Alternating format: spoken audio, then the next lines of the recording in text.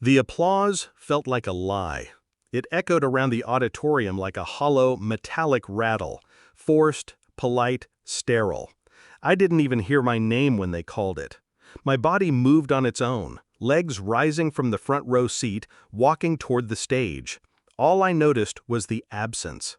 Every seat I'd reserved for them, empty. My wife, my daughter, my son, my family, gone. And then, mid-stage, diploma in hand, I felt it, a buzz in my pocket. Once, twice, a message. I stepped down, face a mask, palms still clapping around me, but I didn't feel any of it. From Emily, "We need to talk. Urgently."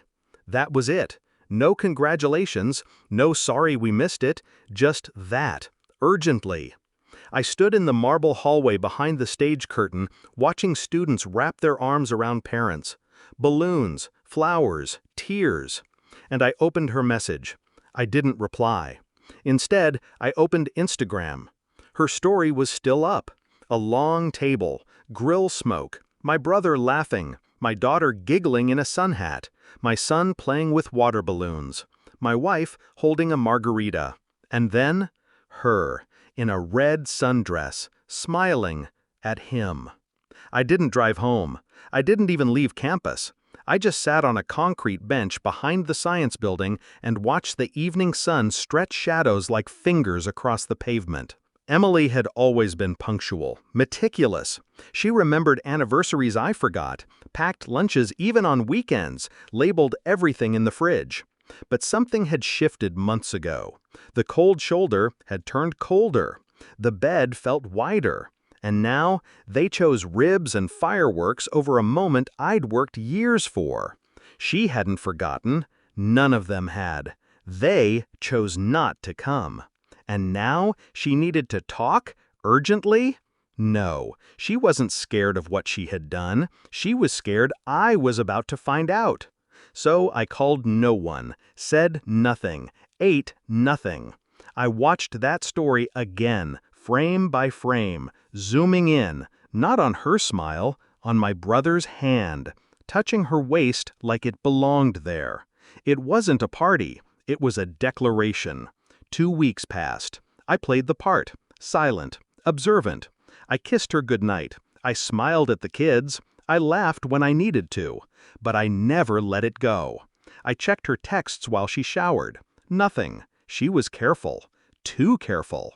So I tried his number. When she was making dinner, I entered his passcode into my son's old iPad. It still had his Apple ID. Messages synced like venom dripping from a fang. I didn't have to scroll far. He's so obsessed with his degree he doesn't even notice what's right in front of him. Let him have his little podium moment. He'll be alone afterward anyway. They were still talking, still planning. She told him she was ready to leave me.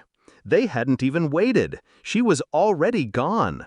And all I could do was sit in our kitchen each night, eat the food she cooked, and pretend I didn't know her hands had touched both of us. I printed everything. Photos, messages, dates, the party video, even the receipts from hotels she'd claimed were work trips. My brother's name showed up every time. Then I made dinner, her favorite, seared salmon. Set the table, lit a candle. I told her we needed to reconnect. I said I was sorry for being distant. She smiled like it meant something. And when the plates were empty, I slid the envelope across the table. She looked at it like it might explode. "Go ahead," I said. "Open it." She did.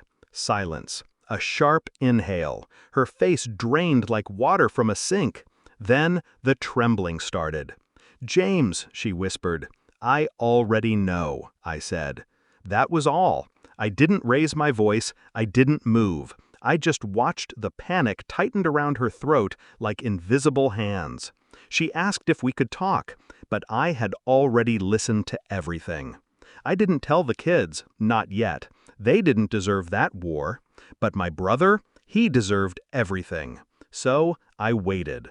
Family barbecue. Again. Same backyard, same table. This time, I came. Uninvited. I smiled, hugged people, even shook his hand, told him congratulations on the new promotion. Then I stood up, raised a glass, and said, "I just wanted to thank my brother and my wife for showing me the truth." The silence fell like dusk. I pulled out my phone, screen shared to the smart TV in the backyard, pressed play. Photos, texts, location pins, video. The truth played in HD while people turned pale and plates clattered to the ground.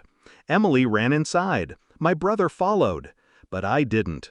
I just sipped my drink, set it down, and walked out the front gate without a word.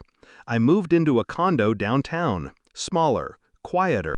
The kids visit on weekends. I don't ask questions. They don't talk about their mother. I don't bring it up.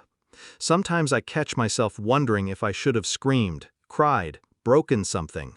But I didn't, and I don't want to. The silence was louder, more final. She sent me one last message the night the divorce finalized. "You didn't have to destroy us like that." I stared at the screen for a long time.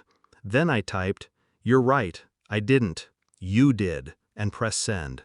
No goodbye, no closure, just truth. Like a blade drawn slow, sharp, quiet, final.